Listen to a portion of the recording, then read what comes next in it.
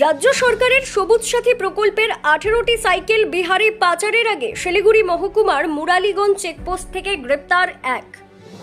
রাজ্য সরকারের সবুজ সাথী প্রকল্পের সাইকেল বিহারে পাচারের আগে শিলিগুড়ি মহকুমা পরিষদের অন্তর্গত ফাঁসিদেওয়া ব্লকের বিধাননগর মুরালীগঞ্জ চেকপোস্টে থেকে গ্রেপ্তার একজন।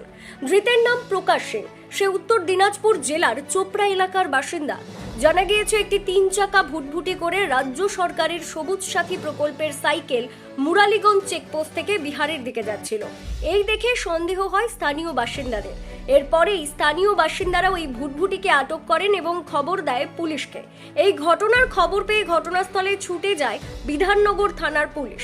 এরপর পুলিশ পৌঁছে ভুটভুটি চালকের কাছে জিজ্ঞাসাবাদ করেন। এরপরেই বেরিয়ে আসে আসল তথ্য।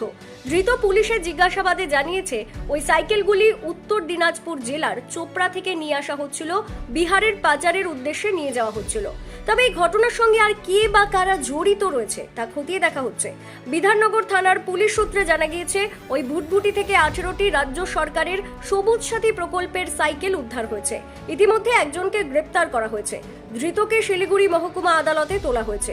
তবে প্রশ্ন উঠছে, কিভাবে ওই সাইকেলগুলি ওই ব্যক্তির কাছে এসে পৌঁছলো? এই ঘটনার সঙ্গে আরো কোনো বড় মাথা রয়েছে বলে আশঙ্কা প্রকাশ করেছেন স্থানীয় বাসিন্দারা।